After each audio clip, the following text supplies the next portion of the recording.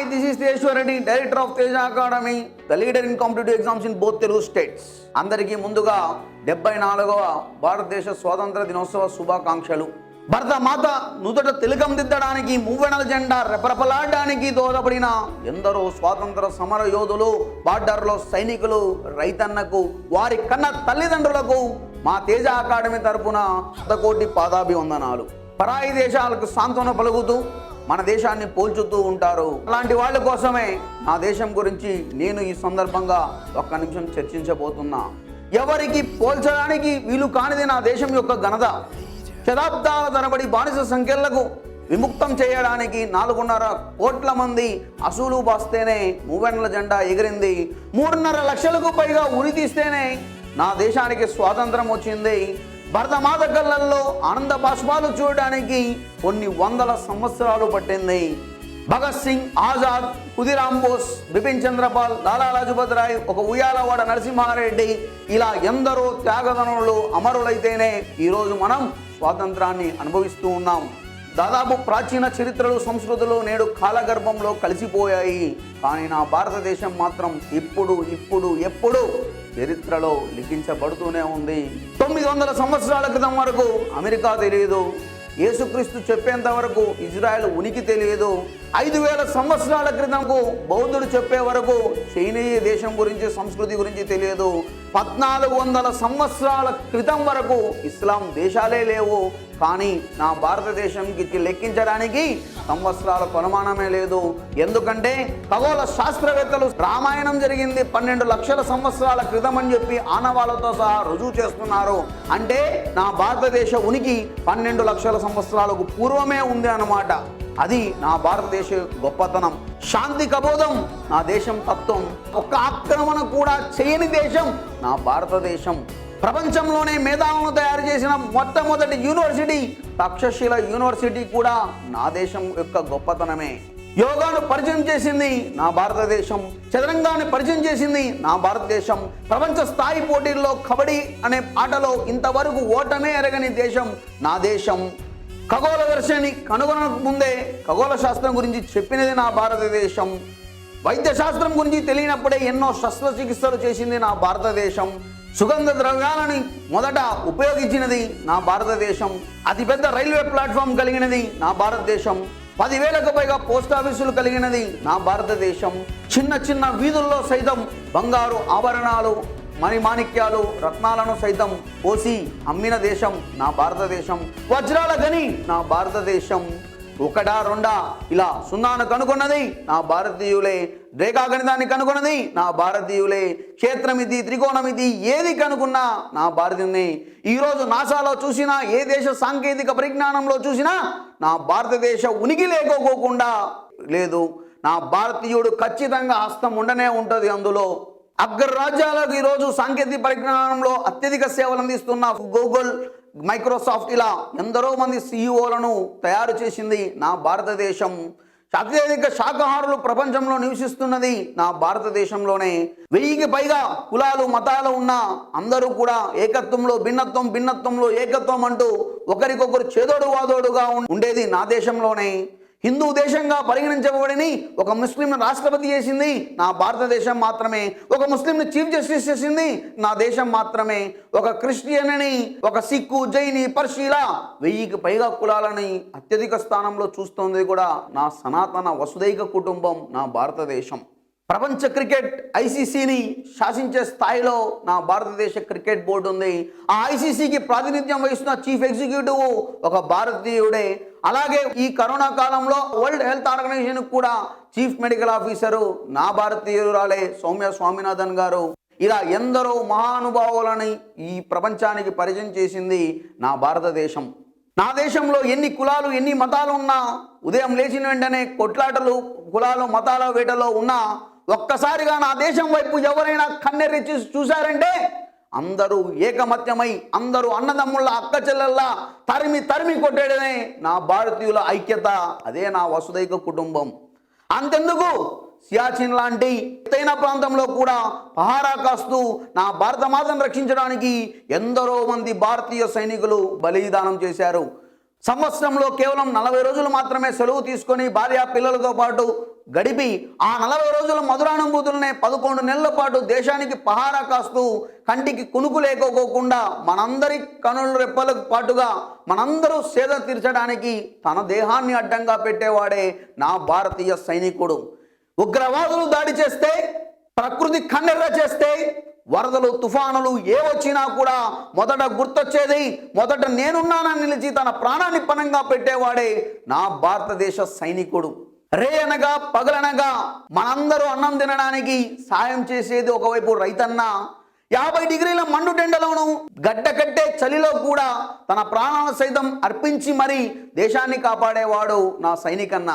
ఇలా స్వాతంత్రం రాకముందు ఎందరో సమరయోధులు, స్వాతంత్రం వచ్చాక ఇప్పటికీ బార్డర్లో సైనికులు, మనతో పాటే ఉంటూ మనకు కడుపు నిండా అన్నం పెట్టే రైతన్నలు, ఇలా అందరినీ స్మరించుకుంటూ ఒక్కసారి మనందరూ కూడా వసుదైక కుటుంబంలా వందే మాతర నినాదం వినిపిద్దాం. జై జవాన్ జై కిసాన్.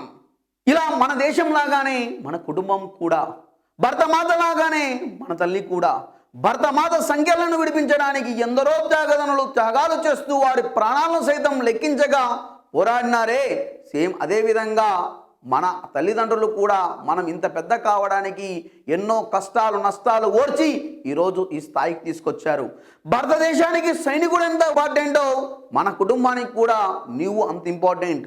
ఓ నిరుద్యోగ అభ్యర్థి, భారతమాతను రక్షించడానికి సైనికుడు ఉన్నాడనేది వాస్తవమైనప్పుడు మన కుటుంబాన్ని రక్షించడానికి కూడా నువ్వు ఒక సైనికుడు కావాలి. నీ ప్రాణాలు త్యాగం చేయమనట్లేదు, నీ ఆశలు సజీవంగా ఉంచుకోమని చెప్తున్నాం. కేవలం 5-6 నెలల పాటు నువ్వు కృషి చేశావంటే, ప్రభుత్వ ఉద్యోగం వచ్చిందంటే, నీ కుటుంబానికి స్వాతంత్రం వచ్చినట్టే. మరి మేలుకో మిత్రమా, మేలుకో. ఇకనైనా ఈ స్వాతంత్ర దినోత్సవం రోజున ఒక్కసారి నీ భరతమాతను తలుచుకుంటూ, నీ గుండెలపై చేసుకొని, నీ కుటుంబాన్ని తలుచుకుంటూ ఒక్కసారి ప్రమాణం చేసుకో. నీ లక్ష్యం వైపు పయనిస్తూ ఉన్నప్పుడు ఎన్ని కష్టాలు అవరోధాలు వచ్చినా నా లక్ష్యాన్ని విడనాలని గుండె మీద చెయ్యేసి కన్నీటి ఆనంద బాష్పాలతో ప్రమాణం చేయి మిత్రమా. ఈ స్వాతంత్ర దినోత్సవం మన భరతమాత కోరుకుంటుండేది నీ నుంచి ఇదే తప్ప మరి ఏ త్యాగము కాదు. నీ కుటుంబం కోరుకుంటున్నది కూడా ఇది తప్ప వేరేదేమీ లేదు. Wish you all the best. ఈరోజు మనం ఈ వీడియోలో డాక్ట్రైన్ ఆఫ్ బేసిక్ స్ట్రక్చర్ అనే కాన్సెప్ట్ నుండి చర్చించుకుందాం. ఇందులో భాగంగా Kameshwari Singh versus state of Bihar, Shrimati Champakam Dorairajan versus state of Madras, Shankari Prasad versus union of India, Sajjan Singh versus union of India, Golaknath versus state of Punjab, RC Cooper versus union of India, Madhavrao Scindia versus union of India, Kesavananda Bharati versus state of Kerala, Indira Gandhi versus Raj Narain, Minerva Mills versus union of India, Waman Rao versus union of India, SR Bommai's versus union of India, IR Coelho versus union of India. ఈ కేసులతో పాటు మొదటిసారిగా రిజర్వేషన్లను ప్రశ్నించిన case ఏది, బ్యాంకుల జాతీయకరణ విషయంలో ఇందిరాగాంధీకి ఎదురైన అనుభవాలు ఏమిటి, దేశంలో ఇందిరాగాంధీ ఏ విధంగా తిరుగులేని శక్తిగా మారింది, ఆ తర్వాత రాజ్యాంగంలో వచ్చిన మార్పుల వలన జరిగిన నష్టం ఏమిటి, అసలు కేశవానంద భారతి ఎవరు, కేశవానంద భారతి కేసులో తీర్పు ఏమిటి, కేశవానంద భారతి కేసు గెలిచాడా, కేశవానంద భారతి ప్రయోజనాలు ఎవరు పొందారు, దానివలన రాజ్యాంగానికి కలిగిన ప్రయోజనాలు ఏమిటి, ఇలాంటి మరెన్నో విషయాలు ఈ వీడియోలో మనం తెలుసుకుందాం. మరెన్నో విషయాలను శ్రీకృష్ణ గారు పాలిటీ సీనియర్ ఫ్యాకల్టీ ఈరోజు మనకు క్లాసులో విపులంగా మీకు అందజేయడం జరుగుతుంది. డాక్ట్రిన్ ఆఫ్ బేసిక్ స్ట్రక్చర్, రాజ్యాంగ మౌలిక స్వరూప సిద్ధాంతం. ఈ సిద్ధాంతాన్ని సుప్రీంకోర్టు ఎందుకు తీసుకోవాల్సి వచ్చింది, రాజ్యాంగంలోని ఏ భాగాల మధ్య వివాదం ఏర్పడింది, ఆ వివాదాన్ని పరిష్కరించడం కోసం ఏ కేసులో, దట్ మీన్స్ కేశవానంద భారతి కేసులో డాక్ట్రిన్ ఆఫ్ బేసిక్ స్ట్రక్చర్ అనే సిద్ధాంతాన్ని చెప్పడం జరిగింది. ఇంతకు కేశవానంద భారతి కేసులో కేశవానంద భారతి గెలిచాడా, కేశవానంద భారతికి వ్యక్తిగత ప్రయోజనాలు ఏమైనా చేకూరాయా ఈ కేసులో, లేక రాజ్యాంగానికి ఏమైనా ప్రయోజనం చేకూరిందా అనే అంశాన్ని ఇప్పుడు మనము చూద్దాం. ముందుగా రాజ్యాంగంలో ఏ భాగాల మధ్య వివాదం ఏర్పడినప్పుడు సుప్రీంకోర్టు ఆ వివాదాలను పరిష్కరించడం కోసం డాక్ట్రిన్ ఆఫ్ బేసిక్ స్ట్రక్చర్ని ఏ విధంగా ఉపయోగించింది? సో మనం చూసినట్లయితే ఈ third part of the constitution దేన్ని తెలియజేస్తుంది? ఫండమెంటల్ రైట్స్ని తెలియజేస్తుంది. థర్డ్ పార్ట్ ఆఫ్ ది కాన్స్టిట్యూషన్లో article 13 and article 32. So then come to వివాదము డిపిఎస్పి ఆదేశిక సూత్రాలు, directive principles of state policies, ఆదేశిక సూత్రాలు, fourth part of the constitution from article 36 to 51. ఇందులో ఏ ఆర్టికల్స్ అంటే article 39 clause B, article 39 clause C. ఇంకా ఇటువైపు వచ్చినట్లయితే ఏ ఆర్టికల్ అంటే ఆర్టికల్ 14, ఆర్టికల్ 15, ఆర్టికల్ 16. దానికి ఆర్టికల్ 46 ఫోర్త్ పార్ట్లో. So then come to very important article 31. So ఇది ఫోర్త్ పార్ట్, ఇది third part. So what about next part 20 part, article 368. So what is that article 368? Constitution amendment process, రాజ్యాంగ సవరణ పద్ధతులు. So ఈ మూడు భాగాల మధ్య వివాదం ఏర్పడింది. ఏ విధంగా వివాదం ఏర్పడింది, ఏ విధంగా స్టార్ట్ అయింది అంటే ఇక్కడ గమనించాలి జాగ్రత్తగా. Article 39 clause B, article 39 clause C. Article 39 clause B means natural resources decentralize చేయాలి. సహజ వనరులు ఏం చేయాలి అంటే వికేంద్రీకరణ చేయాలి. అంటే సహజ వనరులు న్యాచురల్ రిసోర్సెస్ ఏ కొద్ది మంది చేతుల్లో సెంట్రలైజ్ కాకూడదు. సెంట్రలైజ్ కాకుండా ఉండాలి అంటే వాటిని డీసెంట్రలైజ్ చేయాలి. సహజ వనరుల్లో అతి ముఖ్యమైన సహజ వనరులు ఏంటంటే ల్యాండ్. ఆ ల్యాండ్ని డీసెంట్రలైజ్ చేయాలి అంటే కొద్ది మంది చేతుల్లో ఉన్న ల్యాండ్ని ప్రభుత్వము ఆక్యుపై చేసుకోవాలి. ఆక్యుపై చేసి ఆ ల్యాండ్ని డిస్ట్రిబ్యూషన్ చేయాలి. So that is article 39 clause B, socialistic principle. So what about article 39 clause D? Capital ఫార్మేషన్ని డిసెంట్రలైజ్ చేయాలి, సెంట్రలైజ్ కాకుండా డిసెంట్రలైజ్ చేయాలి. ఆర్థిక వనరులు, ఈ ఆర్థిక వనరులు కూడా కొద్ది మంది చేతుల్లో లేకుండా దేశంలో ప్రజలందరికీ సమానమైన ప్రాతినిధ్యం ఇవ్వాలి అని చెప్పేసి article 39 clause C. So these two are very important socialistic principles. So వీటిని అమలు పరిచే నేపథ్యంలో ఇటువైపు ఉన్న ఫండమెంటల్ రైట్స్ ఏమవుతున్నాయంటే వయలేషన్ అవుతున్నాయి. బేసిక్గా ఏ ఆర్టికల్ వయలేషన్ అవుతుంది అంటే ఆర్టికల్ 31 వయలేషన్ అవుతుంది. రైట్ టు ప్రాపర్టీ, ఆస్తి హక్కు వయలేషన్ అవుతుంది. As well as a article violation అవుతుంది అంటే ఆర్టికల్ 14 కూడా వయలేషన్ అవుతుంది. సో రూల్ ఆఫ్ లా కూడా వయలేషన్ అవుతుంది. సో ఏ విధంగా వయలేషన్ అయింది అనేది మనం కొన్ని కేసులలో చూడవచ్చు. ఫర్ ఎగ్జాంపుల్, దేశంలో మొట్టమొదటిసారిగా బీహార్ గవర్నమెంట్ ఏం చేసింది అంటే Bihar government land reforms act, భూ సంస్కరణల చట్టాన్ని చేసింది. ల్యాండ్ రిఫార్మ్స్ యాక్ట్ అంటే ఏంటి అంటే ఇంటర్మీడియట్ సిస్టాన్ని అబాలిష్ చేయడం, అంటే మధ్యవర్తులని తొలగించడం. ల్యాండ్ ఎవరికైతే కల్టివేట్ చేస్తున్నారో వారికి గవర్నమెంట్కి మధ్య ఉన్న రిలేషనే ఉండాలి తప్ప మధ్యవర్తుల యొక్క ప్రమేయం లేకుండా చేయడం. అదేవిధంగా కొన్ని వందల ఎకరాల భూమి ఉన్నప్పుడు ఆ భూమికి ఏమి ఏర్పాటు చేస్తారంటే సీలింగ్, అంటే కొంత లిమిట్ని ఏర్పాటు చేస్తారు. ఫర్ ఎగ్జాంపుల్ 54 acres ఉండాలి ఒక వ్యక్తికి. సో ఇలా చేసేదాన్ని మనము ల్యాండ్ రిఫార్మ్స్ యాక్ట్ అంటాం. ల్యాండ్ రిఫార్మ్స్ యాక్ట్ అంటాం. మొట్టమొదటిసారిగా ఈ ల్యాండ్ రిఫార్మ్స్ యాక్ట్ని first time Bihar state government implement చేసింది. ఇంప్లిమెంట్ చేసినప్పుడు ఈ ల్యాండ్ రిఫార్మ్స్ యాక్ట్ని first time Kameshwari Singh versus Bihar, so 1950 ఈ కేసులో సుప్రీంకోర్టులో ఛాలెంజ్ చేయడం జరిగింది. అంటే article 14 and article 19(1)(f) and article 31 ఈ ఫండమెంటల్ రైట్స్ వయలేషన్ అయ్యాయని చెప్పేసి కామేశ్వరి సింగ్ కేసులో సుప్రీంకోర్టులో సవాల్ చేసింది ఈ ల్యాండ్ రిఫార్మ్స్ యాక్ట్ వలన. మనకు తెలుసు ఆర్టికల్ 13 క్లాస్ 2 ఏంటిదండి? ఆర్టికల్ 13 క్లాస్ 2 ప్రకారము పార్లమెంట్ ఏదైనా యాక్ట్ చేసినప్పుడు, ఆ లాస్ చేసినప్పుడు ఆ యాక్ట్ ఫండమెంటల్ రైట్స్ని వయలేషన్ చేస్తే ఆ యాక్ట్స్ని సుప్రీంకోర్టు ఏం చేస్తుంది? స్ట్రక్ డౌన్ చేస్తుంది. సో దాన్ని మనం నథింగ్ బట్ జ్యుడిషియల్ రివ్యూ అంటాం.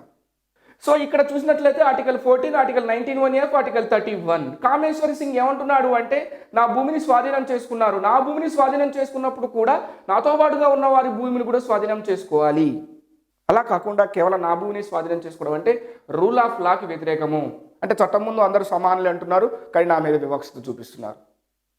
ఆ భూమి అనేది నా యొక్క వ్యక్తిగత ఆస్తి, నా ఆస్తి స్వేచ్ఛ. ఈ ప్రాథమిక హక్కులు ఉల్లంఘన అవుతున్నాయని చెప్పేసి కామేశ్వర సింగ్ కేసులో సవాలు చేయడం జరిగింది. ఈ కామేశ్వరి సింగ్ కేసులో సుప్రీం కోర్ట్ ఏం చేసిందంటే బీహార్ గవర్నమెంట్ యొక్క ల్యాండ్ రిఫార్మ్స్ యాక్ట్ వలన ఫండమెంటల్ రైట్స్ వయలేషన్ అవుతున్నాయి, ఆర్టికల్ 13(2)ను ఉపయోగించి న్యాయ సమీక్షను ఉపయోగించి బీహార్ గవర్నమెంట్ యొక్క ఈ ల్యాండ్ రిఫార్మ్స్ యాక్ట్ని ఏం చేయడం జరిగిందంటే స్ట్రక్ డౌన్ చేయడం జరిగింది, కొట్టివేయడం జరిగింది. కానీ భారతదేశానికి అప్పుడే స్వాతంత్రం వచ్చింది. భూ సంస్కరణల చట్టాన్ని అమలుపరచడం అనేది భారతదేశానికి, భారత ప్రభుత్వానికి అత్యంత ఆవశ్యకతమైన విషయం, వ్యవసాయ ఆధారిత దేశం కాబట్టి. కానీ ఈ కామేశ్వరి సింగ్ కేసులో ప్రభుత్వానికి ఇటువంటి తీర్పు వచ్చింది.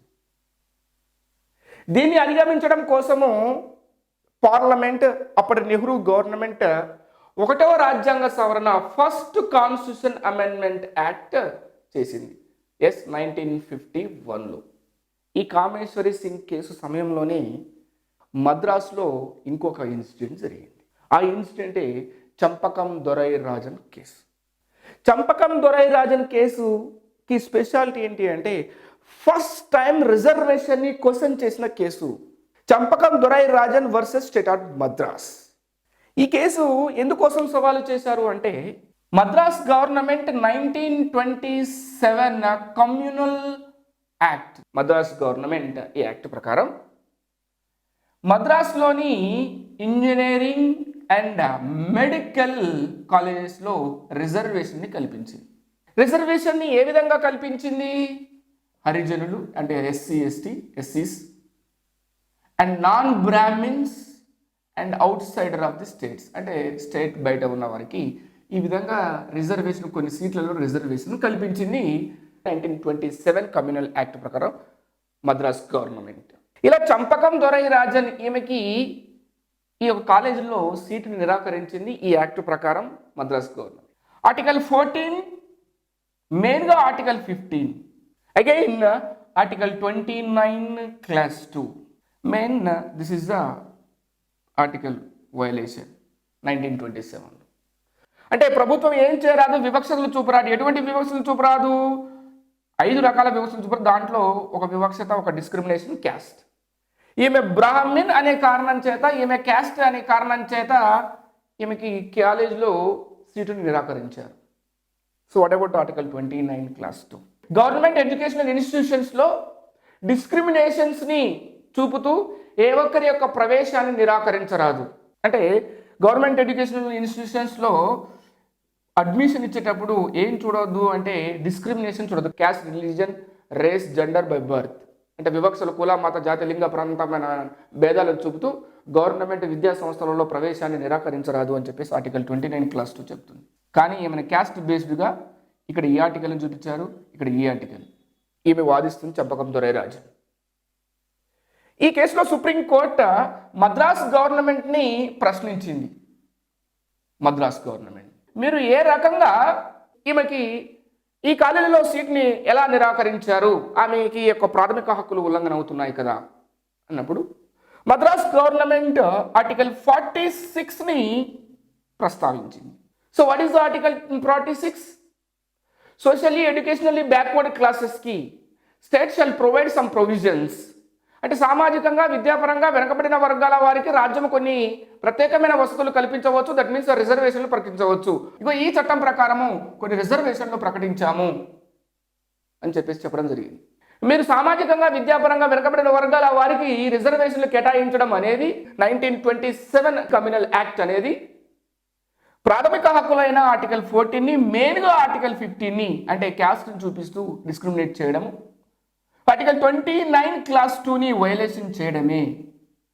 కాబట్టి మీరు చేసిన 1927 ఈ కమ్యూనల్ యాక్ట్ అనేది ప్రాథమిక హక్కులను ఉల్లంఘిస్తుంది. కాబట్టి ఈ యాక్ట్ని ఏం చేస్తున్నాము అంటే కొట్టివేస్తున్నాము అని చెప్పేసి జ్యుడిషియల్ రివ్యూ ఆర్టికల్ 13 క్లాస్ను ఉపయోగించి కొట్టివేయడం జరిగింది.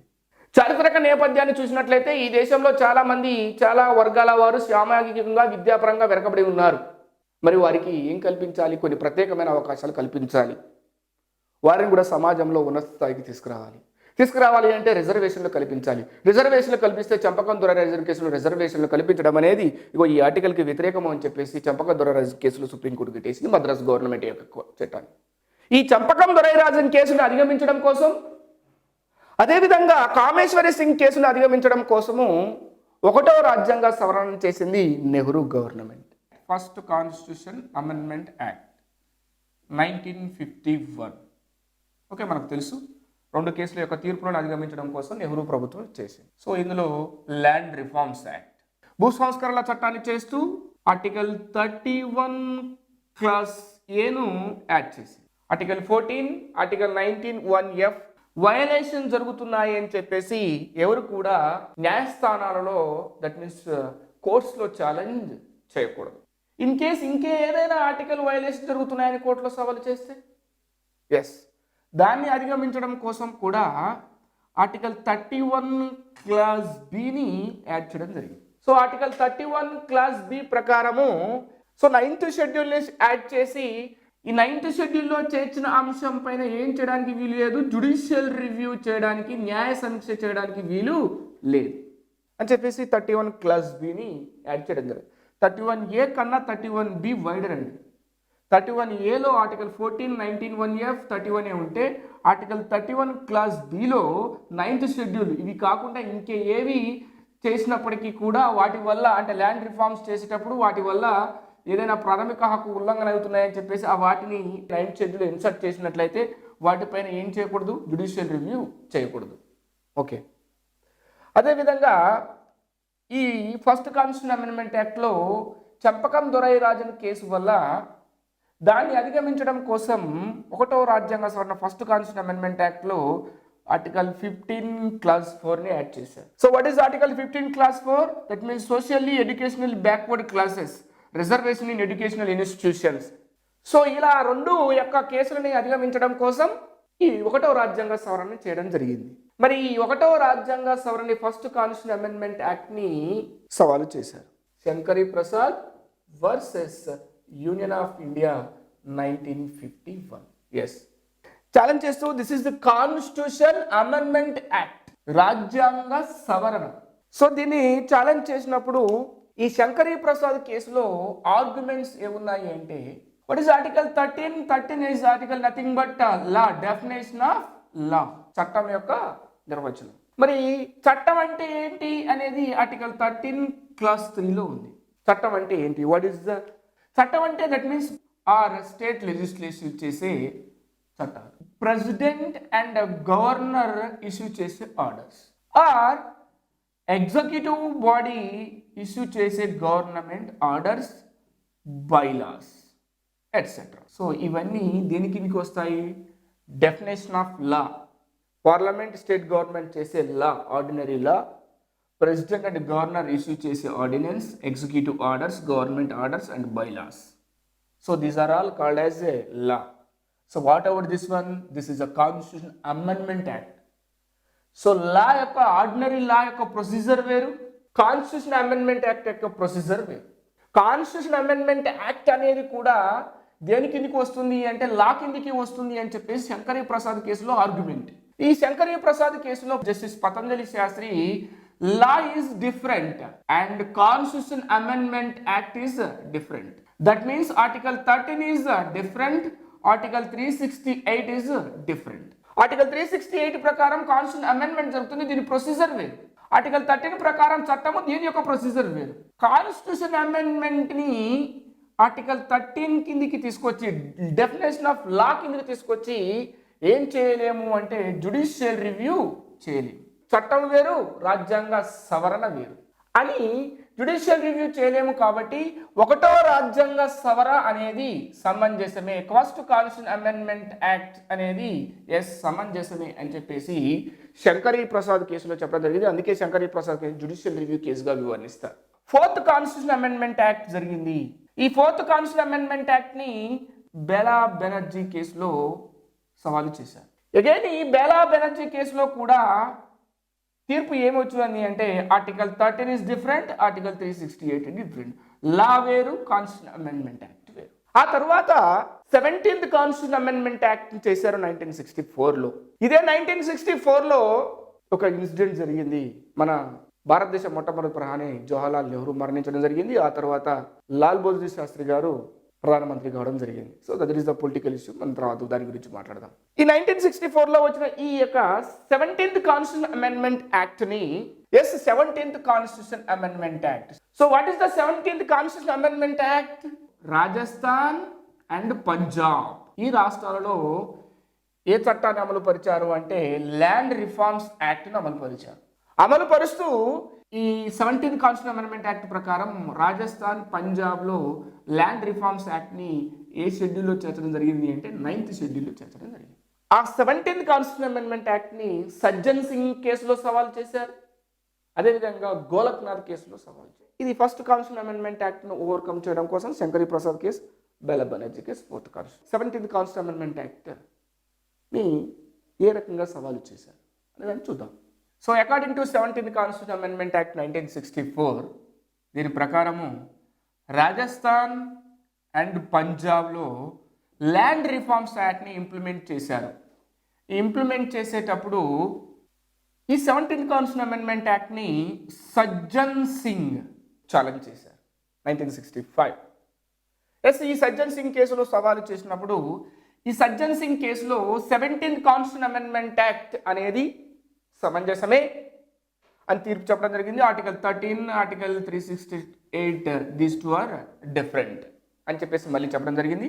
కాకపోతే ఈ సజ్జన్ సింగ్ కేసులో 17th కాన్స్టిట్యూషన్ అమెండ్మెంట్ యాక్ట్ని సుప్రీంకోర్టు ఏం చేసిందంటే యాక్సెప్ట్ చేసింది. ఇదే సజ్జన్ సింగ్ కేసు అయిన తర్వాత ఈ దేశంలో ఒక చారిత్రాత్మకమైన కేసు వచ్చింది. దేన్ని ఛాలెంజ్ చేస్తూ అంటే 17th కాన్స్టిట్యూషన్ అమెండ్మెంట్ యాక్ట్ని ఛాలెంజ్ చేస్తూ. ఇట్ ద కేసు అంటే Golaknath case. Very important case. Golaknath versus Punjab 1967. Very important case. Henry Golaknath, William Golaknath ఇద్దరు బ్రదర్స్. వీరి యొక్క భూమిని దాదాపుగా 500 ఎకరాల భూమిని పంజాబ్ గవర్నమెంట్ ఏం చేసింది అంటే స్వాధీనం చేసుకుంది. ల్యాండ్ రిఫార్మ్స్ యాక్ట్ ప్రకారం స్వాధీనం చేసుకుని 9th షెడ్యూల్లో యాడ్ చేసి దానికి వ్యతిరేకంగా ఈ హెన్రీ గోలక్నాథ్, విలియం గోలక్నాథ్ ఇద్దరు సుప్రీంకోర్టుని ఆశ్రయించారు. సుప్రీంకోర్టు ఈ కేసులో 11 మంది న్యాయమూర్తుల ధర్మాసనాన్ని ఏర్పాటు చేసింది. 11 member constitutional bench headed by Koka Subbarao గారు ఈ కాన్స్టిట్యూషనల్ బెంచ్కి చైర్మన్. సో ఈ కాన్స్టిట్యూషన్ బెంచ్లో జడ్జిమెంట్ స్లైట్ డిఫరెన్స్తో వచ్చింది. Just means 60-5. 17th constitution amendment యాక్ట్ని ఛాలెంజ్ చేస్తున్నారు. Very important judgement. ఈ గోలక్నాథ్ కేసులో కోకా సుబ్బారావు గారు ఈ విధంగా ప్రశ్నిస్తున్నారు. మీరు రాజ్యాంగాన్ని ఏ విధంగా సవరించారు? ప్రభుత్వం చెప్తుంది ఆర్టికల్ 368. అకార్డింగ్ టు ఆర్టికల్ 368 ప్రకారం రాజ్యాంగాన్ని సవరించారు. 368లో ఏముందో ఒకసారి చూడండి. ప్రొసీజర్స్ ఆఫ్ కాన్స్టిట్యూషన్ అమెండ్మెంట్ అంటే రాజ్యాంగాన్ని సవరించే పద్ధతి మాత్రమే ఉంది. రాజ్యాంగాన్ని సవరించే అధికారం, దట్ మీన్స్ పవర్ లేదు. పవర్ అనే పదం మెన్షన్ చేయలేదు. పవర్ లేని పవర్ని మీరు ఉన్నట్లుగా భావించి ఏ విధంగా కాన్స్టిట్యూషన్ని మీరు అమెండ్ చేస్తారు? పార్లమెంట్ ఏ విధంగా కాన్స్టిట్యూషన్ అమెండ్ అంటే ఇక్కడ ఆర్టికల్ 368లో రాజ్యాంగాన్ని సవరించే అధికారం పార్లమెంట్కి ఉందని రాశారా? లేదు. రాజ్యాంగాన్ని ఏ విధంగా సవరించాలి, ఏ రకంగా సవరించాలి, ఎన్ని పద్ధతుల్లో సవరించాలని ఉంది తప్ప రాజ్యాంగాన్ని సవరించే అధికారము పార్లమెంట్కి ఉందా? దట్ మీన్స్ ఆ పవర్ అనేది మెన్షన్ చేశారంటే పవర్ అనేది మెన్షన్ చేయలేదు. అలాంటప్పుడు మీరు రాజ్యాంగాన్ని ఏ విధంగా సవరిస్తారు? There is no power to amend constitution. అసలు రాజ్యాంగాన్ని సవరించే అధికారమే మీకు లేదని అంటున్నప్పుడు ఈ కాన్స్టిట్యూషన్లో 3rd పార్ట్ ఫండమెంటల్ రైట్స్కి కాన్స్టిట్యూషనల్ గ్యారంటీ ఉంది. ఫండమెంటల్ రైట్స్ని రక్షించేది సుప్రీంకోర్టు. కాన్స్టిట్యూషనల్ గ్యారంటీ ఉన్న ఫండమెంటల్ రైట్స్ని అసలు మీరు ఏ విధంగా సవరిస్తారు? సవరించే అధికారం లేదు. ఇన్ కేస్ ఫండమెంటల్ రైట్స్ని అమెండ్ చేయాలి అంటే ఎవరు ఏర్పడాలి అంటే కాన్స్టిట్యూషనల్ అసెంబ్లీ ఏర్పడాలి. రాజ్యాంగ పరిషత్ ఏర్పడి మాత్రమే ఫండమెంటల్ రైట్స్ని, ప్రాథమిక హక్కుల్ని సవరించాలి తప్ప పార్లమెంట్ సవరించే అధికారం లేదు. సరే, ఇప్పటి వరకు జరిగిందేదో జరిగిపోయింది. ఎస్, ఇప్పటి నుంచి మేము ఒక సిద్ధాంతాన్ని ప్రతిపాదిస్తున్నాము. అదే doctrine of prospective over ruling. ఇగో ఈ సిద్ధాంతాన్ని మేము చెప్తున్నాము. ఇప్పటి వరకు చేసిన రాజ్యాంగ సవరణలు ఓకే, అవి చెల్లుతాయి, మేము కాదను. కానీ ఇక నుంచి మీరు రాజ్యాంగాన్ని సవరించే అధికారం పార్లమెంటుకి లేదు. ఎందుకంటే ఇక నుంచి చేసే రాజ్యాంగ సవరణలు చెల్లవు. దాని నుంచి అందుకే డాక్ట్రిన్ ఆఫ్ ప్రాస్పెక్టివ్ ఓవర్ ఇక ముందు జరిగేవి అని సమీక్షిస్తారు.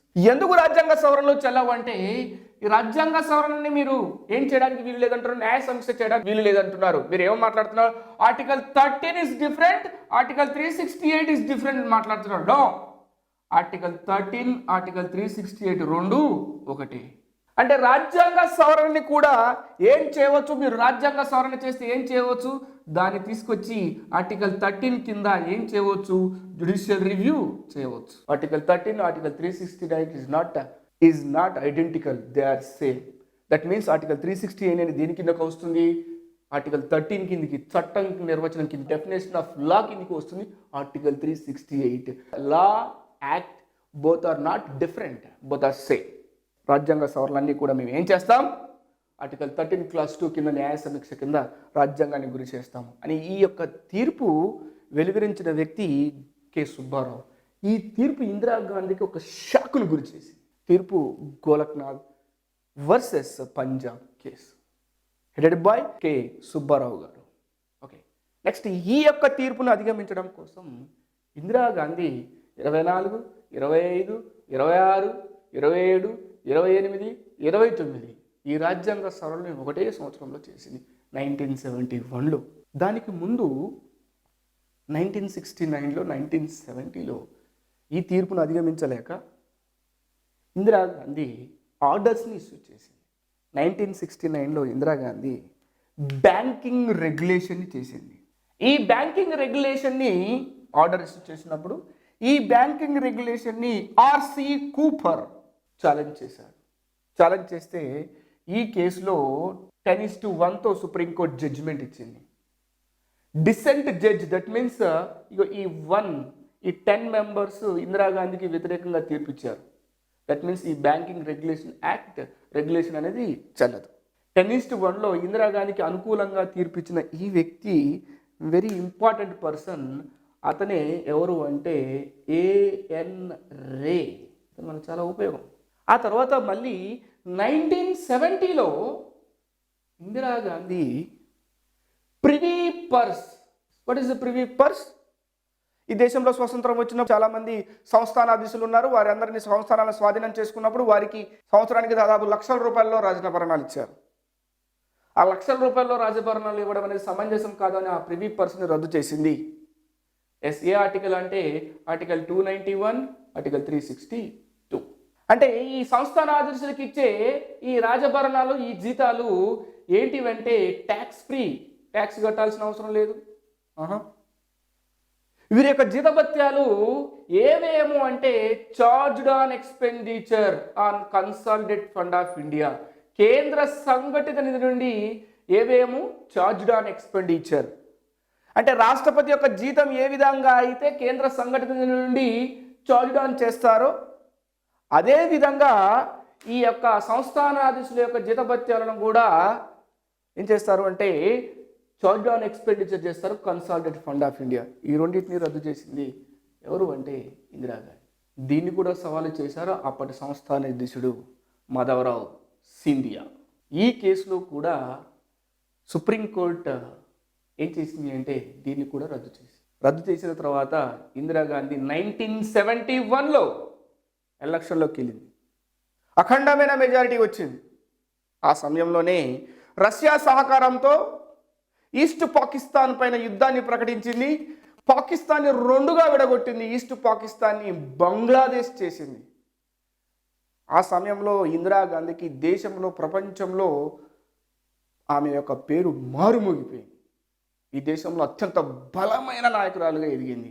ఆ సమయంలో అటల్ బిహారీ వాజ్పేయి ఇందిరాగాంధీని దుర్గామాతగా కీర్తిస్తాడు. ఇందిరాగాంధీ ఆ 1971లోనే ఈ యొక్క కేసులన్నింటినీ అధిగమించడం కోసము 1971లో 24వ రాజ్యాంగ సవరణ, 25వ రాజ్యాంగ సవరణ, 26వ రాజ్యాంగ సవరణ, 27, 28, 29వ రాజ్యాంగ సవరణ. వాటిలో మనకి 24, 25, 26, 29 చాలా ముఖ్యమైనవి. 24th constitution amendment act, 25th constitution amendment act and 26th constitution amendment act and 29th constitution amendment act. So ఈ యాక్ట్స్ అన్ని ఒకటే ఇయర్లో చేసింది ఇందిరాగాంధీ 1971లో. According to 24th Constitutional Amendment Act, Article 13 Clause 4ని ఇన్సర్ట్ చేసింది. ఆర్టికల్ 13 Clause 4ని ఎందుకు ఇన్సర్ట్ చేసింది అంటే గోలక్నాథ్ కేసులో మనకి ఒక తీర్పు ఐడియా ఉంది. గోలక్నాథ్ ఏ ఆర్టికల్ను ఉపయోగించి చెల్లదని చెప్పాడు? ఆర్టికల్ 13 Clause 2 న్యాయ సమీక్షను ఉపయోగించి చెప్పాడు. ఆ న్యాయ సమీక్షనే తగ్గించి వేస్తుంది ఆర్టికల్ 13 Clause 4లో. ఎస్, ప్రభుత్వం ఏదైనా డెమోక్రటిక్ ప్రిన్సిపల్స్కి సంబంధించిన చట్టాలు చేసినప్పుడు, యాక్ట్స్ చేసినప్పుడు ఆ యాక్ట్స్ని ఎక్కడ సవాలు చేయకూడదు? కోర్టులలో సవాలు చేయకూడదు. దట్ మీన్స్ జ్యుడిషియల్ రివ్యూ చేయకూడదు అని ఆర్టికల్ 13 Clause 4ని యాడ్ చేసింది. ఏ జడ్జిమెంట్ని ఓవర్కమ్ చేయడం కోసం? గోలక్నాథ్ యొక్క జడ్జిమెంట్ని ఓవర్కమ్ చేయడం కోసం. ఓకే, నెక్స్ట్ ఇంకో ఆర్టికల్ని యాడ్ చేసింది, article 368 Clause 3. What about article 368 Clause 3? Golaknath కేసులో ఏం చెప్పాడు? ఆర్టికల్ 368లో ఏముంది? ప్రొసీజర్ మాత్రమే ఉంది అని చెప్పాడు. ఎవరు? గోలక్నాథ్ కే సుబ్బారావు. అంటే రాజ్యాంగ సవరణ పద్ధతి మాత్రమే ఉంది, పవర్ లేదు అన్నాడు. పవర్ లేదా? ఎస్, ఇప్పుడు నేను చూడు ఏం యాడ్ చేస్తున్నాను అంటే ఆర్టికల్ 368లో పవర్ కమ్, నువ్వు లేదన్నాగా అదే యాడ్ చేస్తున్నాను, పవర్ కమ్ ప్రొసీజర్. ఇప్పుడు కాన్స్టిట్యూషన్ అమెండ్మెంట్ చేసే పవర్ ఎవరికి ఉంది? పార్లమెంట్కు. ఆ ప్రొసీజర్ ఏంది? ఆ 3 రకాల ప్రొసీజర్ మనకు తెలిసింది. ఈ విధంగా 24th కాన్స్టిట్యూషన్ అమెండ్మెంట్ గోలక్నాథ్ కేసుని ఓవర్కమ్ చేసింది. ఆర్టికల్ 31 Clause Cని కూడా యాడ్ చేసింది. 25th కాన్స్టిట్యూషన్ అమెండ్మెంట్ యాక్ట్ ప్రకారం ఆర్టికల్ 31 Clause Cని ఇన్సర్ట్ చేసింది. సో ఆర్టికల్ 31 Clause Cలో ఒక 2 పాయింట్స్ ఉన్నాయి. ఆర్టికల్ 31 Clause C ప్రకారం article 39 Clause B, article 39 Clause C. So ఈ రెండు సోషలిస్టిక్ ప్రిన్సిపల్స్, సామ్యవాద నియమాలు. 39 Clause B అంటే న్యాచురల్ రిసోర్స్ డిసెంట్రలైజ్ చేయాలి. సో 39 Clause C అంటే క్యాపిటల్ ఫార్మేషన్ డిసెంట్రలైజ్ చేయాలి. అంటే సహజ వనరులని మరియు ఉత్పత్తి కారకాలని డిసెంట్రలైజ్ చేయాలి, వికేంద్రీకరణ చేయాలి.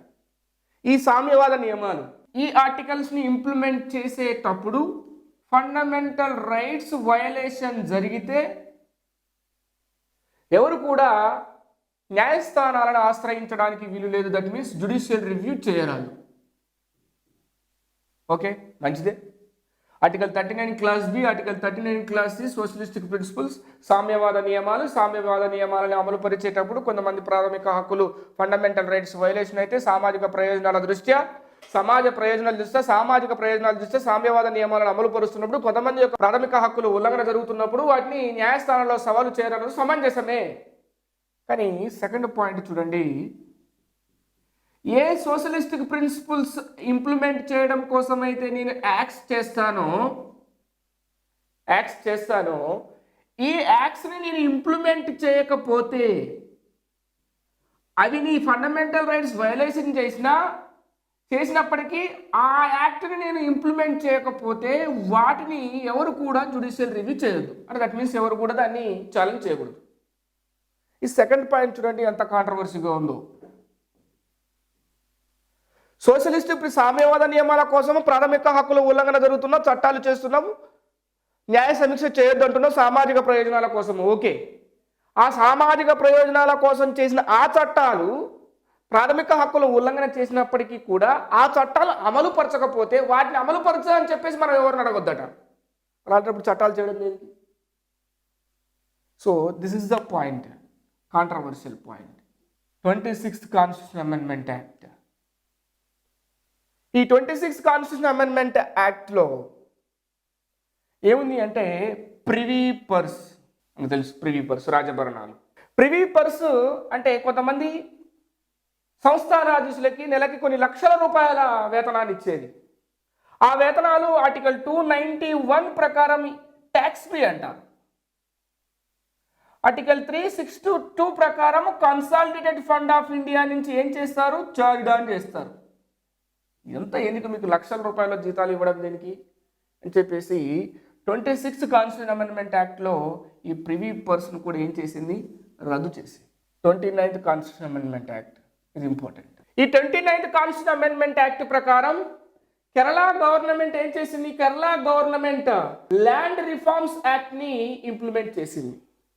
ఇంప్లిమెంట్ చేస్తూ ఈ 29th కాన్స్టిట్యూషన్ అమెండ్మెంట్ యాక్ట్ ప్రకారం కేరళ గవర్నమెంట్ ఈ ల్యాండ్ రిఫార్మ్స్ యాక్ట్ ని 9th షెడ్యూల్లో చేర్చింది. According to 29th constitution amendment act Kerala government land reforms act ని 9th షెడ్యూల్లో చేర్చింది. సో ఇవి 24th, 25th, 26th, 29th constitution amendment.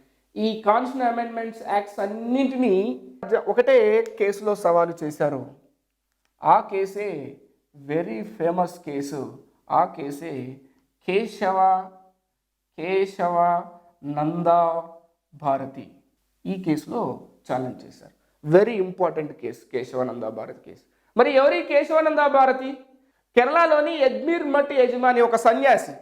ఈ కేశవానంద భారతి ఎడ్మీర్ మఠ్ యొక్క ఆస్తులని 29వ రాజ్యాంగ సవరణ ప్రకారం కేరళ గవర్నమెంట్ ల్యాండ్ రిఫార్మ్స్ యాక్ట్ని అమలు పరుస్తూ ఈ ఎడ్మీర్ మఠ్ యొక్క ఆస్తులని స్వాధీనం చేసుకున్నప్పుడు దానికి వ్యతిరేకంగా కేశవానంద భారతి ఏం చేస్తాడు అంటే సుప్రీంకోర్టుకు వెళ్తాడు. ఇప్పుడు గమనించండి, ఈ కేశవానంద భారతి కేసులో, ఈ గోలక్నాథ్ కేసులో, ఆర్సి కూపర్ కేసులో, సింధియా కేసులో ఇందిరా గాంధీకి వ్యతిరేకంగా వాదించిన ఒకే ఒక లాయర్ ఇక్కడ అన్నిట్లో ఒకటే లాయర్, ఆనే Palkhivala, Nani Palkhivala, very famous lawyer. ఈ కేశవానంద భారతి కేసులో ఏం జరిగింది ఇప్పుడు చూద్దాం. 24th constitution amendment act, 25th constitution amendment act, 26th constitution amendment act, 29th constitution amendment యాక్ట్ని ఛాలెంజ్ చేశారు. సో ఇంపార్టెంట్గా 29th కాన్స్టిట్యూషన్ అమెండ్మెంట్ యాక్ట్ని ఛాలెంజ్ చేశారు. కేశవానంద భారతి అనే వ్యక్తి కేరళలోని ఎడ్మీర్ మఠ్ యజమాని. సో ఇతని యొక్క ఈ మఠంకి సంబంధించిన యొక్క ఆస్తులను కేరళ గవర్నమెంట్ స్వాధీనం చేసుకుంటుంది. మనకి ఆర్టికల్ 26 తెలుసు. What is article 26? Religious institutions ఏం చేయవచ్చు, ఆస్తులని సంపాదించుకోవచ్చు, వాటిని ఆర్గనైజ్ చేసుకోవచ్చు ఆర్టికల్ 26 ప్రకారం. ఇప్పుడు ఎడ్మీర్ మఠ్ యొక్క ఇది ఒక రిలీజియస్ ఇన్స్టిట్యూషన్, ఇది ఆస్తులు సంపాదించుకుంది. సో ఈ ఆస్తులని కేరళ ప్రభుత్వం ఏం చేసింది, స్వాధీనం చేసుకుంది. కాబట్టి ఈ ఎడ్మీర్ ఈ కేసులో కేశవానంద భారతి ఆర్టికల్ 26 వైలేషన్ అవుతుంది అని చెప్పేసి సుప్రీంకోర్టులో కేసు వేశారు. ఈ కేసులో 13 మెంబర్స్ కాన్స్టిట్యూషనల్ బెంచ్ని ఏర్పాటు చేశారు. Highest constitutional bench in India. దేశంలో అతిపెద్ద రాజ్యాంగ ధర్మాసనం, 13 మంది న్యాయమూర్తులు. దీంట్లో జడ్జిమెంట్ 7:6. ఈ కాన్స్టిట్యూషనల్ బెంచ్కి చైర్మన్ ఎవరు అంటే ఎస్ఎం సిక్రీ. సో ఈ జడ్జిమెంట్ ఎప్పుడు వచ్చింది అంటే 1973 April 24. This is the date, is very important. ఈ April 24 సచిన్ టెండూల్కర్ బర్త్డే. అదే ఇంకా ఈ April 24 రోజులోనే ఎస్ఎం సిక్రీ ఏమవుతున్నాడు అంటే రాజీనామా చేస్తున్నారు. యొక్క టర్మ్ పీరియడ్ టెన్యూర్ అయిపోతుంది. Supreme court chief justice S M Sikri ఇగో ఈ కేసుకి. సో ఆ రోజు నాడు జడ్జిమెంట్ వచ్చింది. ఆ రోజే అతని రిటైర్మెంట్ డే. 7:6 ఈ నిష్పత్తిలో జడ్జిమెంట్ వచ్చింది. ఇక్కడ ఈ 7 అంటే ఇటువైపు ప్రభుత్వానికి వ్యతిరేకంగా వచ్చిన ఈ తీర్పులో ఇక్కడ ఒక 3 న్యాయమూర్తులు మనకి చాలా ఇంపార్టెంట్. వారు A N Grover, J M Shelat and K S Hegde. వీళ్ళు వెరీ ఇంపార్టెంట్. సో ఇటువైపు ఉన్న 6 మెంబర్స్లో వీళ్ళు కూడా మనకు ఇంపార్టెంట్. ఇప్పుడు నేను చెప్పాను ఆర్సి కూపర్లో 10 మంది న్యాయమూర్తులు గవర్నమెంట్కి వ్యతిరేకంగా తీర్పు చెబితే ఒక వ్యక్తి ఇందిరాగాంధీకి అనుకూలంగా తీర్పు చెప్పాడు. ఆ వ్యక్తి ఇక్కడ ఉన్నాడు, అతనే ఏఎన్ రే. ఇంకో నెక్స్ట్ వ్యక్తి chief justice supreme court justice MV Beg, ఇతను కూడా మనకు అవసరమే. ఓ ఇటు సైడు వీళ్ళు, ఇటు సైడ్ వీళ్ళు ఎందుకు చెప్పడం జరిగింది అంటే ఎస్ఎం సిక్రీ తర్వాత సుప్రీంకోర్టు చీఫ్ జస్టిస్ కావాల్సింది ఏఎన్ గ్రోవర్ మిస్ అయితే జేమ్స్ సెలెట్ మిస్ అయితే కేఎస్ హెగ్డే. వీళ్ళు ముగ్గురు ఎస్ఎం సిక్రీ తర్వాత ఆర్డర్ ప్రకారం వీళ్ళు చీఫ్ జస్టిస్ కావాల్సిన వాళ్ళు. కానీ ఇందిరాగాంధీకి వ్యతిరేకంగా తీర్పు ఇచ్చారని చెప్పేసి వీళ్ళు ముగ్గురిని కాదని ఎవరిని చీఫ్ జస్టిస్గా చేసింది? ఏఎన్ రేని చీఫ్ జస్టిస్గా చేసింది. సో అందుకే వీళ్ళు ఇక్కడ ఇంపార్టెంట్. వీళ్ళు ముగ్గురు రాజీనామా చేశారు. సరే, ఓకే ఈ విషయాన్ని మనం చూసినట్లయితే ఇలా వీళ్ళు తీర్పును వెలువరించారు. ఈ వెలువరించేటప్పుడు ఇక్కడ కొన్ని అంశాలు తీసుకున్నారు. 24th కాన్స్టిట్యూషన్ అమెండ్మెంట్ యాక్ట్ని రివ్యూ చేశారు. ఆ 24th కాన్స్టిట్యూషన్ అమెండ్మెంట్ యాక్ట్లో ఆర్టికల్ 13 క్లాస్ 4ని చూడండి. ఆర్టికల్ 13 క్లాస్ 4లో ఏముంది? ఏవైనా దట్ మీన్స్ డెమోక్రటిక్ ప్రిన్సిపల్స్కు సంబంధించిన ఏవైనా యాక్ట్స్ చేస్తే ఆ యాక్ట్స్ని ఏం చేయకూడదట? జ్యుడిషియల్ రివ్యూ చేయకూడదట. ఇది ఒక పాయింట్. అదేవిధంగా ఆర్టికల్ 31 క్లాస్ సి చూడండి. క్లాస్ సిలోని 1వ పాయింట్ మనకు తెలుసు, 2వ పాయింట్ మనకు తెలుసు. 1వ పాయింట్ ఏంటిది? 39 క్లాస్ బిని 39 క్లాస్ సిని ఇంప్లిమెంట్ చేసేటప్పుడు ఫండమెంటల్ రైట్స్ వయలేషన్ అయితే జ్యుడిషియల్ రివ్యూ చేయొద్దు అంటున్నాం. Okay, that is acceptable. 31 class below second point ఏంటి అంటే వీటి కోసం చేసిన ఈ యాక్ట్స్ని కూడా ఇంప్లిమెంట్ చేయకపోతే చేయొద్దు అని చెప్పేసి అడగకూడదు. So this is not acceptable. ఇది యాక్సెప్టబుల్ కాదు. రాజ్యాంగాన్ని సవరించే అధికారం ఎవరికి లేదని చెప్పింది? రాజ్యాంగాన్ని సవరించే అధికారం పార్లమెంటుకు లేదని గోలక్నాథ్ కేసులో చెప్పింది. కానీ ఆ తీర్పుని కేశవానంద భారతి కేసులో ఓవర్కమ్ చేస్తారు. ఎస్, కాన్స్టిట్యూషన్ ని అమెండ్ చేసే పవర్ ఎవరికి ఉంది? పార్లమెంటుకు ఉంది. కాన్స్టిట్యూషన్లో ఏ భాగాన్నైనా సవరించే అధికారం ఎవరికి ఉంటుంది? పార్లమెంటుకు ఉంటుంది. కానీ ఏం చేయకూడదు అంటే డాక్ట్రిన్ ఆఫ్ బేసిక్ స్ట్రక్చర్ని ఏం చేయకూడదు? ఉల్లంఘన చేయకూడదు. మరి ఈ డాక్ట్రిన్ ఆఫ్ బేసిక్ స్ట్రక్చర్ అనేది ఎక్కడి నుంచి తీసుకున్నారు అంటే ఇది అమెరికాలోని the spirit of the constitution అనే కాన్సెప్ట్. కొత్తదేం కాదు, ఇది ఆల్రెడీ ఉంది అమెరికాలో. The spirit of the constitution అనే కాన్సెప్టే. మరి ఇంతకు డాక్ట్రిన్ ఆఫ్ బేసిక్ స్ట్రక్చర్ అంటే ఏంది? రాజ్యాంగంలో కొన్ని భాగాలకి కొన్ని అంశాలకి అత్యంత ప్రాముఖ్యత ఉన్నది. ఆ అంశాలను మీరు ఏం చేయవద్దు? సవరించడానికి వీలు లేదు. అది తప్ప మీ రాజ్యాంగంలో ఏ అంశానైనా సవరించుకోండి, ఏమైనా చేసుకోండి. మరి ఇంతకు డాక్ట్రిన్ ఆఫ్ బేసిక్ స్ట్రక్చర్ అంటే ఏంటి? సందర్భం వచ్చినప్పుడు చెప్తాం.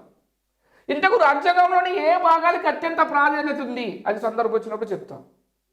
ఇంతకు డాక్ట్రిన్ ఆఫ్ బేసిక్ స్ట్రక్చర్ అంటే ఏంటి అని చెప్పమంటే ఏ ఆశయాల కోసమైతే, ఏ ఆదర్శాల కోసమైతే, ఏ అవకాశాల కోసమైతే, ఏ సుధారణ కోసమైతే, ఏ ఆదర్శాల కోసమైతే రాజ్యాంగాన్ని రచించామో ఆ ఆశయాలు, ఆ అవకాశాలు, ఆ ఆదర్శాలే ఎందులో భాగమవుతాయి? డాక్ట్రిన్ ఆఫ్ బేసిక్ స్ట్రక్చర్లో భాగమవుతాయి. మరి వాటి గురించి మీరు ఏమైనా చెప్తారా అని చెప్పేసి సుప్రీంకోర్టుని అడిగితే ఎస్, ఆ ఆశయాలు, ఆ అవకాశాలు, ఆ ఆదర్శాలు ఎందులో ఉన్నాయి అంటే ప్రియాంబుల్లో ఉన్నాయి, అంటే ప్రవేశికలో ఉన్నాయి. అరే ఇంతకుముందుకు మీరు ప్రవేశిక రాజ్యాంగంలో అంతర్భాగం కాదు అని చెప్పారు కదా. ఇప్పుడు చెప్తున్నా ప్రవేశిక అనేది ఎందులో భాగము? రాజ్యాంగంలో అంతర్భాగం. అంటే ప్రవేశికలో ఏ ఆదర్శాల కోసమైతే, ఏ అవకాశాల కోసమైతే, ఏ ప్రిన్సిపల్స్ కోసమైతే రాజ్యాంగాన్ని రాశారో ఆ ఆశయాలు, ఆ అవకాశాలన్నీ ఎందులో భాగాలు? రాజ్యాంగం మౌలిక స్వరూపంలో భాగం. ప్రవేశికని ఎందుకు రాజ్యాంగంలో భాగం అని చెప్పిందంటే ఇందుకోసం భాగం అని చెప్పింది, ఊకే కాదు. మరి ప్రవేశికలో ఆదర్శాలు ఉన్నాయి, అవన్నీ ఎందులో భాగము? రాజ్యాంగ మౌలిక స్వరూపంలో భాగం. ఈ రాజ్యాంగ మౌలిక స్వరూపాన్ని ఏం చేయరాదు? ఉల్లంఘించరాదు. ఆ రాజ్యాంగ మౌలిక స్వరూపంలో భాగం ఏంటిది అంటే ఇప్పుడు ఒకటి చెప్తున్నాను. ఆర్టికల్ 13 క్లాస్ 4 ప్రకారం మీరు ఏం చేశారు? జ్యుడిషియల్ రివ్యూని తగ్గించారు కదా. ఆ జ్యుడిషియల్ రివ్యూ అనేది ఎందులో భాగము? రాజ్యాంగ మౌలిక స్వరూపంలో భాగం. కాబట్టి ఆర్టికల్ 13 క్లాస్ 4ని కొట్టేస్తున్నారు. అదేవిధంగా ఆర్టికల్ 13 క్లాస్ 2లో మీరు ఏమన్నారు? సామ్యవాదయుతమైన చట్టాలు చేసినప్పుడు వాటిని అమలు పరచకపోతే సవాలు చేయకూడదు అన్నారు కదా. అటువంటిది కూడా చెల్లదు. అంటే జ్యుడిషియల్ రివ్యూ ఎందులో భాగము?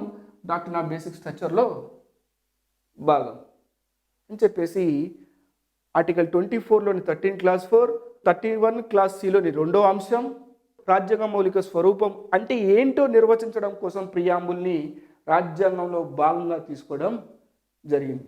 అదేవిధంగా ఇక్కడ ఈ యొక్క కేసులో 24వ రాజ్యాంగ సవరణ సమంజసమే, 25వ రాజ్యాంగ సవరణ సమంజసమే, 26వ రాజ్యాంగ సవరణ సమంజసమే, 29వ రాజ్యాంగ సవరణ కూడా సమంజసమే అని చెప్పేసి కేశవానంద భారత కేసులో తీర్పు చెప్పింది. ఇక్కడ గమనించినట్లయితే రాజ్యాంగాన్ని సవరించే అధికారం అపరిమితంగా పార్లమెంట్కి ఇచ్చింది, కానీ పార్లమెంట్కి డాక్ట్రిన్ ఆఫ్ బేసిక్ స్ట్రక్చర్ రూపంలో అంతకన్నా ఎక్కువ అవరోధాలని సృష్టించింది. అంటే పార్లమెంట్ ఏ అంశాలలో రాజ్యాంగాన్ని సవరించాలి, ఏ అంశాలలో రాజ్యాంగాన్ని సవరించకూడదు అన్న విషయం తెలియకుండా పోయింది. పార్లమెంట్ గందరగోళ పరిస్థితులకు ఏర్పడవలసి వచ్చింది. ఆ రకంగా కేశవానంద భారత కేసులో కేశవానంద భారతికి ఎటువంటి ప్రయోజనం జరగకున్నప్పటికీ కేశవానంద భారతి యొక్క ఆస్తులను ఆక్రమించుకోవడం సమంజసమే అని చెప్పేసి 29వ రాజ్యాంగ సవరణ కేశవానంద భారతి కేసులో తీర్పు చెప్పడం జరిగింది. కేశవానంద భారతికి ఎటువంటి ప్రయోజనం లేదు, కానీ కేశవానంద భారతి కేసు వల్ల భారత రాజ్యాంగానికి, భారతదేశ ప్రజాస్వామ్యానికి రాజ్యాంగ మౌలిక స్వరూపం అనే రూపంలో నేడు భారత రాజ్యాంగానికి, భారతదేశ ప్రజాస్వామ్యానికి రక్షణలు ఏర్పడ్డాయి సుప్రీంకోర్టు ద్వారా. దేని ద్వారా అంటే doctrine of basic structure. Kesavananda Bharata case జడ్జిమెంట్ని అధిగమించడానికి Indira Gandhi 42nd constitution amendment act 1976ని చేసింది. ఈ 42nd కాన్స్టిట్యూషన్ అమెండ్మెంట్ యాక్ట్లో ఆర్టికల్ 31 క్లాస్ సిలో 3వ అంశాన్ని చేర్చింది. థర్డ్ పాయింట్లో DPSP directive principles of state policies, that means 4th part of the constitution 4వ భాగాన్ని అమలు చేసేటప్పుడు ఏదైనా ప్రాథమిక హక్కులు ఫండమెంటల్ రైట్స్ వయలేషన్ అయితే no one should not challenge in courts. ఎవరు కూడా ఏం చేయడానికి వీలు లేదు, కోర్ట్స్లో ఛాలెంజ్ చేయడానికి వీలు లేదు. ఆర్టికల్ 31 క్లాస్ సిలో 3వ పాయింట్లో ఆదేశిక సూత్రాలు అమలు పరిచే క్రమంలో 4వ భాగాన్ని అమలు పరిచే క్రమంలో ప్రాథమిక హక్కులు ఉల్లంఘన జరిగితే ఎవరు కూడా న్యాయస్థానాలను ఆశ్రయించరాదు. అదేవిధంగా article 368 class 4, article 368 class 5, so ఈ 2 ఆర్టికల్స్ కూడా ఇన్సర్ట్ చేసింది. ఆర్టికల్ 368 క్లాస్ 4 ప్రకారం ఏదైనా ఒక చట్టాన్ని చేసినప్పుడు ఆ చట్టాన్ని ఆర్టికల్ 13 కింద జ్యుడిషియల్ రివ్యూ చేయడానికి వీలు లేదు. ఆర్టికల్ 368 క్లాస్ 4 ప్రకారం ఏదైనా కాన్స్టిట్యూషన్ అమెండ్మెంట్ చేసినప్పుడు ఆ కాన్స్టిట్యూషన్ అమెండ్మెంట్ దేని కింద చేయడానికి వీలు లేదు, ఆర్టికల్ 13 కింద జ్యుడిషియల్ రివ్యూ చేయడానికి వీలు లేదు. మనకు తెలుసు గోలక్నాథ్ కేసులో article 13 that means law and constitution amendment act both are same. అంటే కాన్స్టిట్యూషన్ అమెండ్మెంట్ యాక్ట్ని ఏం చేయవచ్చు, జ్యుడిషియల్ రివ్యూ చేయవచ్చు అని చెప్పడం జరిగింది. కేశవానంద భారతి కేసులో అది చెప్పడం జరిగింది. అలా చేయడానికి వీలు లేదు అని చెప్పేసి కాన్స్టిట్యూషన్ అమెండ్మెంట్ యాక్ట్ని ఆర్టికల్ 13 కింద జ్యుడిషియల్ రివ్యూ చేయడానికి వీలు లేదు అని ఆర్టికల్ 364 క్లాస్ 4లో యాడ్ చేసింది. అదేవిధంగా ఆర్టికల్ 368 క్లాస్ 5 ప్రకారం పార్లమెంట్ రాజ్యాంగానికి ఏదైనా ఒక పార్ట్ని ఇన్సర్ట్ చేయవచ్చు, అదేవిధంగా ఏదైనా ఒక పార్ట్ని ఏం చేయవచ్చు, రిపెల్ చేయవచ్చు. ఇలా 42వ రాజ్యాంగ సవరణలో చేయడం జరిగింది. ఈ 42వ రాజ్యాంగ సవరణని ఛాలెంజ్ చేసిన case Minerva mills versus union of India 1980. ఈ కేసులో ఆర్టికల్ 31 క్లాస్ సిలోని 3వ అంశంని కొట్టివేసింది. మనకు తెలుసు 3వ అంశం ఏందో, డిపిఎస్పీలకు సంబంధించిన అంశాన్ని అమలు చేసేటప్పుడు ప్రాథమిక హక్కులు ఉల్లంఘన జరిగితే జ్యుడిషియల్ రివ్యూ చేయరాదు, దాన్ని కొట్టేసింది.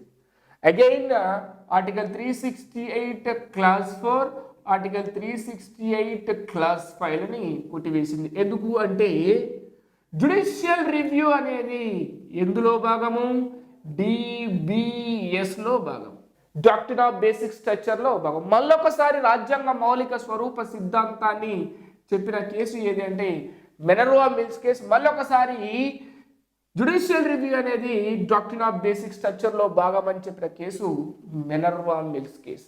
ఈ కేసు ముందుకు ఈ దేశంలో ఒక చిన్న ఇన్సిడెంట్ జరిగింది. Indira Gandhi versus Raj Narayana 1975 case. ఈ ఇందిరాగాంధీ వర్సెస్ రాజ్ నారాయణ కేసులో 39th కాన్స్టిట్యూషన్ అమెండ్మెంట్ యాక్ట్ 1975లో ఒక ఆర్టికల్ యాడ్ చేశారు, 329 క్లాస్ ఏ. ఇది ఆర్టికల్ వెరీ ఇంపార్టెంట్.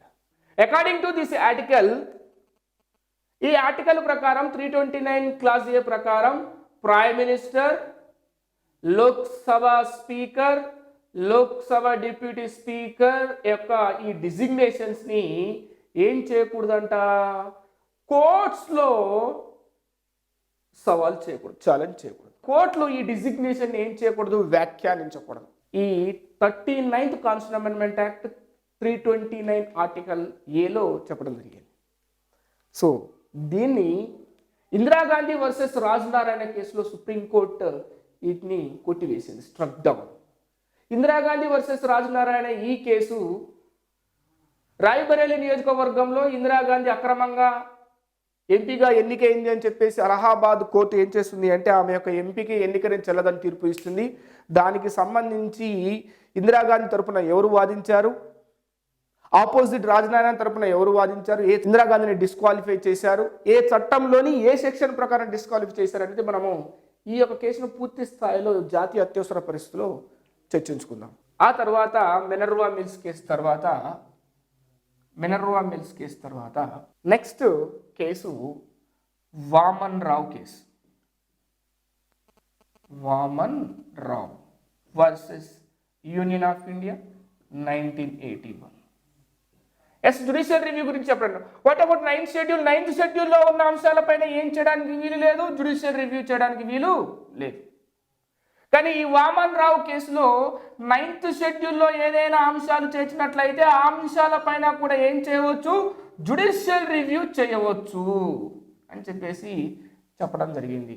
ఏ కేసులో, వామన్ రావు కేసులో. ఎప్పటి నుంచి చేయవచ్చు అంటే ఎప్పుడైతే కేశవానంద భారతి కేసు తీర్పు వచ్చిందో 1973 ఏప్రిల్ 24 నుండి 9th షెడ్యూల్లో ఏ అంశాలు అయితే చేస్తారో 9th షెడ్యూల్లో చేర్చబడిన అంశాలు 1973 ఏప్రిల్ 24 నుండి 9th షెడ్యూల్లో ఏదైనా ఒక అంశం చేర్చినట్లయితే దానిపైన కూడా ఏం చేయవచ్చు అంటే న్యాయ సమీక్ష చేయవచ్చు అని చెప్పేసి ఏ కేసులో చెప్పడం జరిగింది అంటే వామన్ రావు కేసులో చెప్పడం జరిగింది.